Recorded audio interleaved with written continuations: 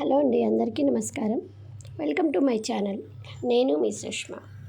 చూడండి, ఇలాగ ఇంట్లో బ్లౌజ్ పీసులు ఉంటాయి కదండి, లేదంటే పాత చీర అయినా తీసుకోవచ్చండి. దీన్ని ఇప్పుడు నేను కట్ చేస్తున్నానండి. మనం ఇలాగా 3 పార్ట్స్ చేసుకోవాలండి. ఇది చాలా ఈజీగా చేసుకోవచ్చండి.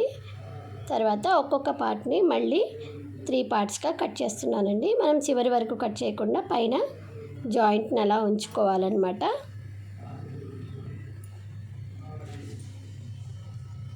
ఇలా కట్ చేసేసాక ఇప్పుడు దీన్ని మనం జడ అల్లుకుంటాం కదండి, అలా అల్లేసుకోవాలండి. ఇలా 3 పార్ట్స్ని కూడా మనం అల్లుకోవాలన్నమాట. చూడండి, నేను ఇక్కడ చూపిస్తున్నాను. ఇలా అల్లుకోవాలండి.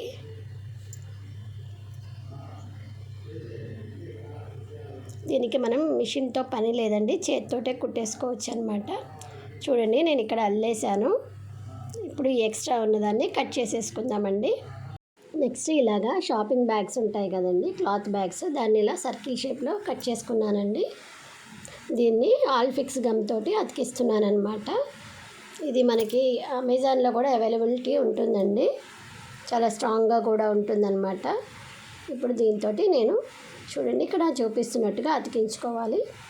ఇలా అతికించుకున్న తర్వాత కూడా మనం సూది దారంతో కుట్టాలండి. కింది నుంచి మనం కొంచెం 2 వరుసలు దారం వేసుకొని కుట్టుకుంటే స్ట్రాంగ్గా ఉంటుందండి తొందరగా. ఎందుకంటే వేడి గిన్నెలు పెట్టినప్పుడు గమ్ అనేది ఊడిపోయే ఛాన్సెస్ ఎక్కువగా ఉంటాయి కాబట్టి మనం ఆ జాయింట్లు అనేవి ప్రతి రౌండ్కి జాయింట్స్ అనేవి మనం సూది దారంతో కుట్టుకోవాలండి. కింది నుంచి తీసి కుట్టుకోవాలన్నమాట. అలా కుట్టుకుంటే ఏంటంటే ఎక్కువ రోజులు స్ట్రాంగ్గా ఉంటుందండి. సో పార్ట్ హోల్డర్ అనేది రెడీ అయిపోయిందనమాట. మీకు నచ్చిందనే అనుకుంటున్నానండి. ఈ వీడియో కనుక మీకు నచ్చినట్లయితే లైక్ చేయండి. అలాగే మీ ఫ్రెండ్స్కి, మీ ఫ్యామిలీ మెంబర్స్కి షేర్ చేయండి. మీరు మా ఛానల్ ఫస్ట్ టైం కనుక చూస్తున్నట్లయితే సబ్స్క్రైబ్ చేసుకోండి. Thank you for watching.